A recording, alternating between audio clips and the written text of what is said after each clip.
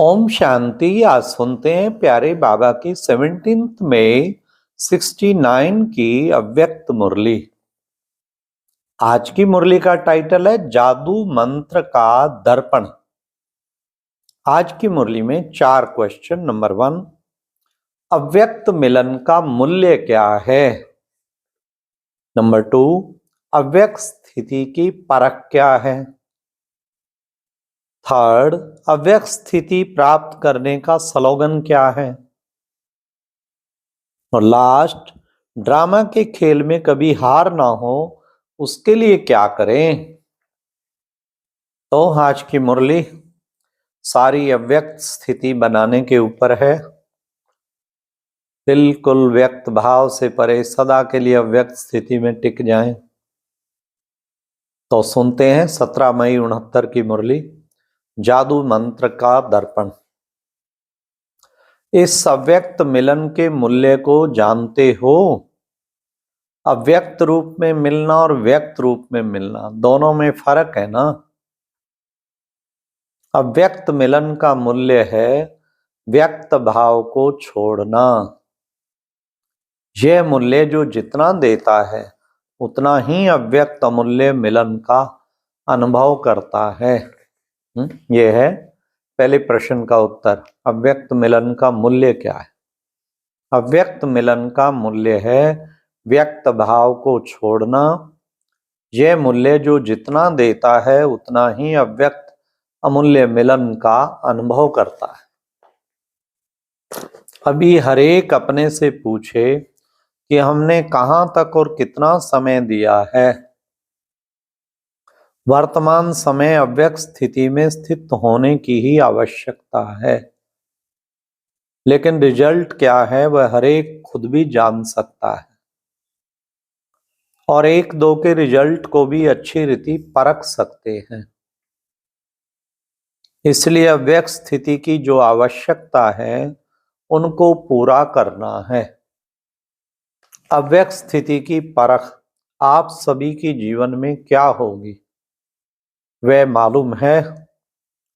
उनके हर कर्म में एक तो अलौकिकता और दूसरा हर कर्म करते हर कर्मेंद्रियों से अतीन्द्रिय सुख की महसूसता होगी। उनके नैन चैन उनकी चलन अतीन्द्रिय सुख में हर वक्त रहेगी। अलौकिकता और अतीन्द्रिय सुख की झलक उनके हर कर्म में देखने में आएगी,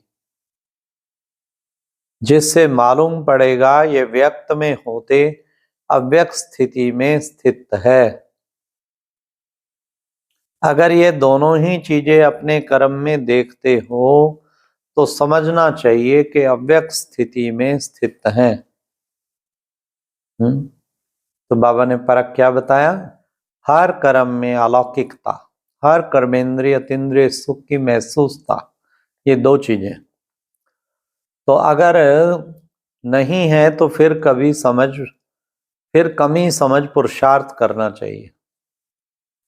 अव्यक्त स्थिति को प्राप्त होने के लिए शुरू से लेकर एक स्लोगन सुनाते हैं।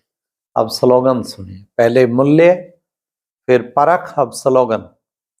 स्लोगन सुनाते आते हैं, अगर वह याद रहे तो कभी भी कोई माया के विघ्नों में हार नहीं हो सकती। ऐसा सर्वोत्तम स्लोगन हर एक को याद है। हर मुरली में भिन्न भिन्न रूप से वह स्लोगन आता ही है। मन मना भव, हम बाप की संतान है वह तो है ही, लेकिन पुरुषार्थ करते करते जो माया के विघ्न आते हैं उन पर विजय प्राप्त करने के लिए कौन सा स्लोगन है।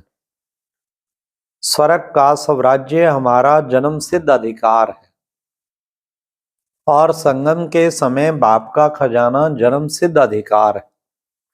यह स्लोगन भूल गए हैं। अधिकार भूल गए हो तो क्या होगा। हम किस किस चीजों के अधिकारी हैं वह तो जानते हो, लेकिन हमारे ये सभी चीजें जन्म सिद्ध अधिकार हैं। जब अपने को अधिकारी समझेंगे तो माया के अधीन नहीं होंगे अधीन होने से बचने के लिए अपने को अधिकारी समझना है। पहले संगम युग के सुख के अधिकारी हैं और फिर भविष्य में स्वर्ग के सुखों के अधिकारी हैं। तो अपना अधिकार भूलो नहीं। जब अपना अधिकार भूल जाते हो तब कोई ना कोई बात के अधीन होते हो, और जो पराधीन होते हैं वे कभी भी सुखी नहीं रह सकते। कौन आत्माएं कभी सुखी नहीं रह सकती? जो पराधीन है। अपना अधिकार याद रहना चाहिए। पराधीन हर बात में मनसा वाचा कर्मणा दुख की प्राप्ति में रहते, और जो अधिकारी हैं वे अधिकार के नशे और खुशी में रहते हैं, और खुशी के कारण सुखों की संपत्ति उनके गले में माला के रूप में पिरोई हुई होती है। सतयुगी सुखों का पता है? सतयुग में खिलौने कैसे होते हैं? खिलौने कैसे होते हैं? वहां रत्नों से खेलेंगे। वहां रत्नों से खेलेंगे। आप लोगों ने सतयुगी सुखों की लिस्ट और कलयुगी दुखों की लिस्ट तो लगाई है ना, लेकिन काम के सुखों की लिस्ट बनाएंगे तो इससे भी दुगने हो जाएंगे। वही सतयुगी संस्कार अभी भरने हैं। जैसे छोटे बच्चे होते हैं तो सारा दिन खेल में ही मस्त होते हैं, कोई भी बात का फिक्र नहीं होता। इसी रीति हर वक्त, अब बड़े ध्यान से सुनना, हर वक्त क्या करना है? सुखों की लिस्ट, रत्नों की लिस्ट बुद्धि में दौड़ाते रहो, अथवा इन सुखों रूपी रत्नों से खेलते रहो, तो कभी भी ड्रामा के खेल में हार नहीं होगी। अभी तो कहां कहां हार भी हो जाती है ना। तो ये है लास्ट क्वेश्चन, क्या कि कभी भी ड्रामा में हार ना हो, उसकी क्या युक्ति है? और उसमें बाबा ने बताया हर वक्त सुखों की लिस्ट, रत्नों की, रत्न माना ज्ञान रत्न, ज्ञान रत्नों की लिस्ट बुद्धि में दौड़ाते रहो, अथवा इन सुखों रूपी रत्नों से खेलते रहो, तो कभी भी ड्रामा के खेल में हार नहीं होगी। बाप दादा का स्नेह बच्चों से कितना है? बाप दादा का स्नेह अविनाशी है, और बच्चों का स्नेह कभी कैसा रहता है, एक रस नहीं है। कभी तो बहुत स्नेह मूर्त देखने में आते हैं, कभी स्नेह की मूर्ति की बजाय कौन सी मूर्त दिखाई पड़ती है? वाह तो स्नेही है और वाह तो संकटमयी। हाँ, चेहरे पे संकट आया पड़ा है। जैसे अपने मूर्त को देखने के लिए क्या अपने पास रखना चाहिए?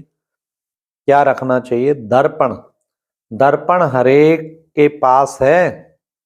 अगर दर्पण होगा तो अपना मुखड़ा देखते रहेंगे, और देखने से जो भी कमी होगी उनको भरते रहेंगे। अगर दर्पण ही नहीं होगा तो कमी को भर नहीं सकेंगे। इसलिए हर वक्त अपने पास दर्पण रखना। लेकिन ये दर्पण ऐसा है जो आप समझेंगे हमारे पास है, परंतु बीच बीच में गायब भी हो जाता है। जादू मंत्र का दर्पण है, एक सेकंड में गायब हो जाता है। दर्पण कैसे अविनाशी कायम रह सकता है? उसके लिए मुख्य क्वालिफिकेशन कौन सी होनी चाहिए? जो अर्पण में होगा उनके पास दर्पण भी रहेगा। अर्पण नहीं तो दर्पण भी अविनाशी नहीं रह सकता। दर्पण रखने के लिए पहले अपने को पूरा अर्पण करना पड़ेगा, जिसको दूसरे शब्दों में सर्वस्व त्यागी कहते हैं। सर्वस्व त्यागी के पास दर्पण होता है। अव्यक्त मिलन भी वही कर सकता है जो अव्यक्त स्थिति में हो। वर्तमान अव्यक्त स्थिति में ज्यादा कमी देखने में आती है। दो बातों में तो ठीक है, बाकी तीसरी बात की कमी है। एक है कथन, दूसरा मंथन। यह दो बातें तो ठीक है ना। यह दोनों सहज हैं। तीसरी बात कुछ सूक्ष्म है। वर्तमान समय जो रिजल्ट देखते हैं मंथन से कथन ज्यादा है। बाकी तीसरी बात कौन सी है? एक होता है मंथन करना और दूसरा होता है मगन रहना। वह होती है बिल्कुल लवलीन अवस्था। तो वर्तमान समय मंथन से भी ज्यादा कथन। पहला नंबर उसमें विजयी, दूसरा नंबर मंथन में, तीसरा नंबर है मगन अवस्था में रहना। इस अवस्था की कमी दिखाई पड़ती, जिसको भरना है। जो मगन अवस्था में होंगे उनों की चाल चलन से क्या देखने में आएगा? अलौकिकता और अतीन्द्रिय सुख। मगन अवस्था वाले का यह गुण हर चलन से मालूम होगा। तो यह जो कमी है उसे भरने का तीव्र पुरुषार्थ करना है। पुरुषार्थी तो सभी हैं, तब तो यहां तक पहुंचे हैं, लेकिन अभी पुरुषार्थी बनने का समय नहीं है। अभी तीव्र पुरुषार्थी बनने का समय है। बनना है तीव्र पुरुषार्थी और बनेंगे पुरुषार्थी तो क्या होगा? मंजिल से दूर हो जाएंगे। अभी तीव्र पुरुषार्थी बनने का समय चल रहा है। इससे जितना जितना लाभ उठाना चाहिए उतना उठाते हैं व नहीं, वह हर एक को चेक करना है। इसलिए कहा है कि अपने पास हरदम दर्पण रखो तो कमी का झट मालूम होगा और अपने पुरुषार्थ को तीव्र आगे चलते रहेंगे, तीव्र करते आगे चलते रहेंगे। अच्छा, आज सभी से नैनों द्वारा मुलाकात कर ली। दूर होते भी यथा योग्य यथा शक्ति बाप दादा के नजदीक ही है। भल कोई कितना भी दूर बैठा है लेकिन अपने स्नेह से बाप दादा के नैनों में समाया है। इसलिए नूरे रत्न कहते हैं। नूरे रत्नों से आज नैनों की मुलाकात कर रहे हैं। एक दो से सभी प्रिय हैं। साकार में समय प्रति समय बच्चों को यह सूचना तो मिलती ही रही है कि ऐसा समय आएगा जो सिर्फ दूर से ही मुलाकात हो सकेगी।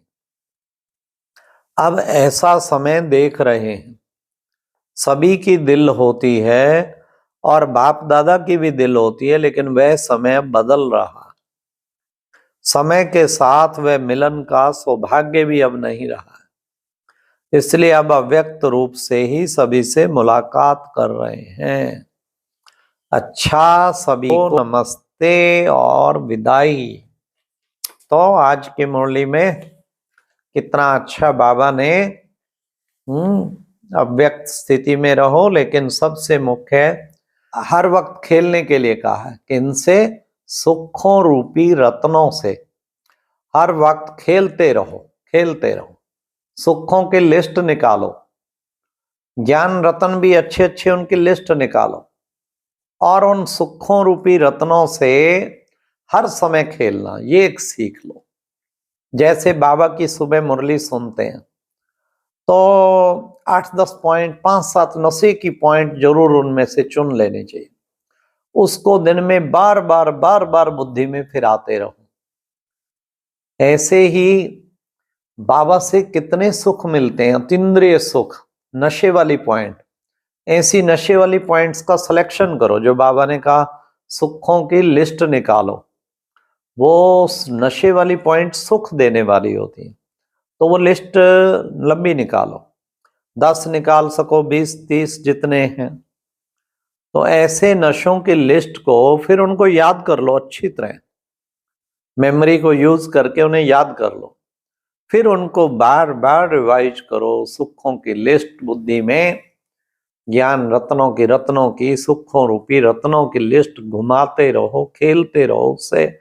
तो उससे क्या होगा? ड्रामा के खेल में कभी हार नहीं होगी। और दूसरा अच्छा तरीका है, रोज की मुरली में भी कुछ नशे की पॉइंट आती, वरदान स्लोगन भी होता, कुछ और पॉइंट भी नशे की अच्छी खुशी की होती। तो ऐसी 8-10 पॉइंट हर घंटे में 2-3 बार रिपीट कर देना। जैसे कि हर बार, जैसे कि आप रत्नों से खेल रहे, बार बार रत्नों से खेल रहे सारा दिन जो खेलता रहे उस जैसे का क्या भाग्य होगा, किसका भाग्य होगा इतना बड़ा। इसलिए हमें इन ज्ञान रत्नों से भी खेलते रहें और ये जो लिस्ट बनाए उससे भी खेलते रहें, तो इससे कभी भी हमारी हार नहीं होगी। अच्छा, ओम शांति। और अब यह एक बहुत अच्छी वीडियो भी जरूर देखें।